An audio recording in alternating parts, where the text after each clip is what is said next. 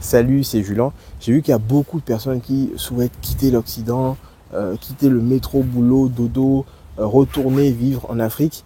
Et je pense qu'il faut se méfier parce que derrière ces effets de mode-là, des fois se cachent des pièges dans lesquels beaucoup de personnes tombent.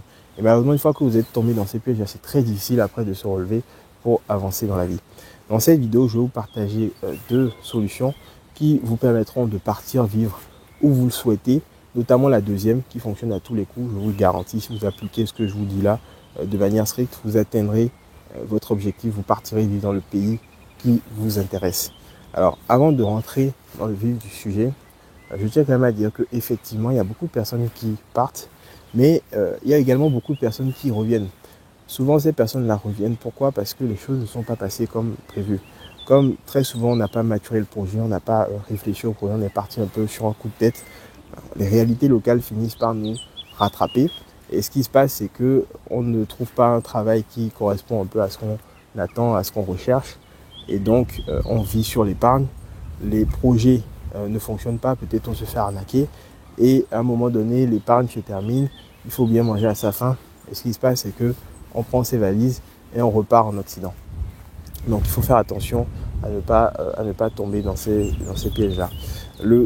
La première solution que je peux vous partager pour partir de manière sereine, c'est le congé sabbatique. En fait, le congé sabbatique, c'est quelque chose que vous allez demander à votre employeur.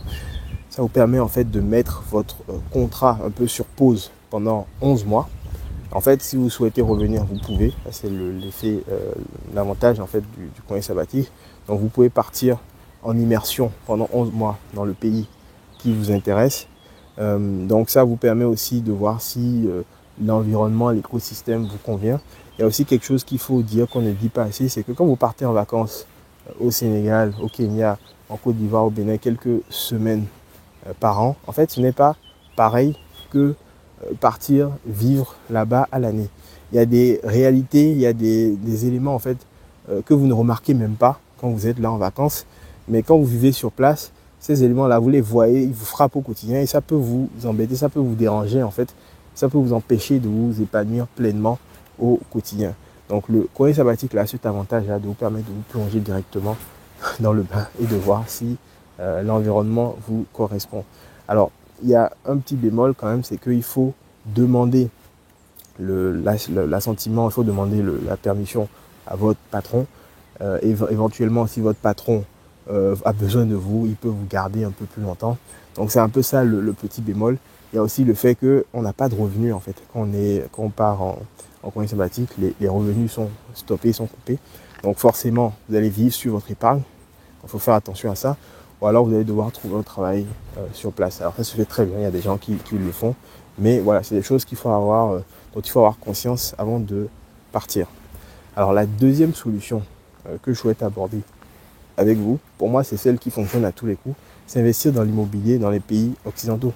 Si vous êtes en France, vous n'êtes pas obligé de partir, de tout quitter comme ça du jour au lendemain. Vous pouvez très bien investir dans l'immobilier, dégager plusieurs centaines d'euros par mois, plusieurs milliers d'euros par mois et partir de manière sereine sans avoir le stress du travail.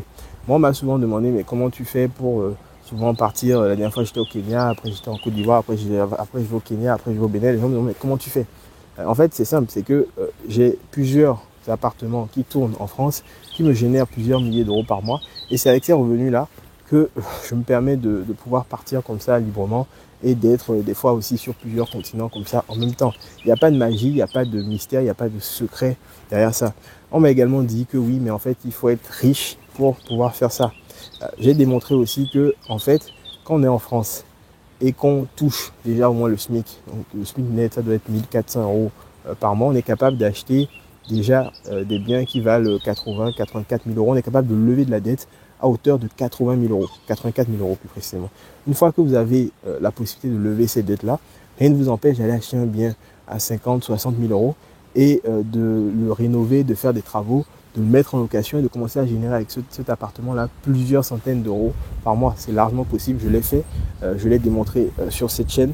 Si vous voulez, je rentrerai plus en détail sur comment on fait dans les prochaines vidéos. En tout cas, c'est largement possible et pour moi, c'est la solution idéale qui vous permet de ne pas avoir le stress de est-ce que je vais trouver un travail, est-ce que je vais manger. Non, vous avez vos revenus qui proviennent de vos appartements en France et vous vivez un peu comme vous le souhaitez.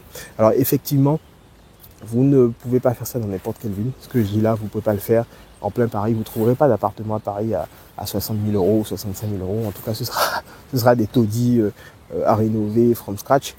Donc, forcément, il y a des villes qui se prêtent plus à ce que je dis là. Alors attention, des villes, c'est pas non plus des villages tout paumés où vous n'allez pas trouver de locataires. Non, c'est des villes où il y a plusieurs milliers d'habitants, plusieurs dizaines de milliers d'habitants, dans lesquels vous allez pouvoir faire votre activité de loueur, soit en longue durée, soit en saisonnier, en courte durée, et vous allez ainsi pouvoir générer plusieurs centaines d'euros.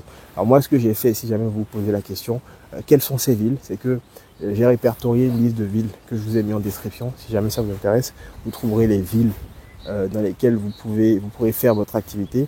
Alors attention aussi, c'est que il faudra quand même éviter de partir trop loin de chez vous. C'est-à-dire que vous ne pouvez pas habiter Paris, aller faire votre activité, en tout cas démarrer votre activité de loueur dans une ville dans le sud de la France à 9 heures de route ou à 8 heures de route. Donc ne faites pas ça. Soyez prudent un peu dans ce que vous faites. Maintenant, si vous avez besoin d'accompagnement, d'aide, vous retrouverez mes coordonnées en description. Il vous suffira de booker dans mon agenda une date et on verra ensemble ce qu'il est possible de faire pour que vous aussi vous puissiez mener à bien votre projet et partir vivre là où vous le souhaitez de manière sereine. Alors, je ne vous vends pas de solution miracle, c'est-à-dire que ce n'est pas quelque chose qui, du jour au lendemain, va se faire. Acheter un bien immobilier, ça prend plusieurs semaines, plusieurs mois. Mais une fois que vous avez fait ça, vous êtes tranquille. Vous travaillez une fois et après, ce sont vos appartements qui travaillent pour vous. C'était Julien, on se retrouve très vite dans une prochaine vidéo. Ciao.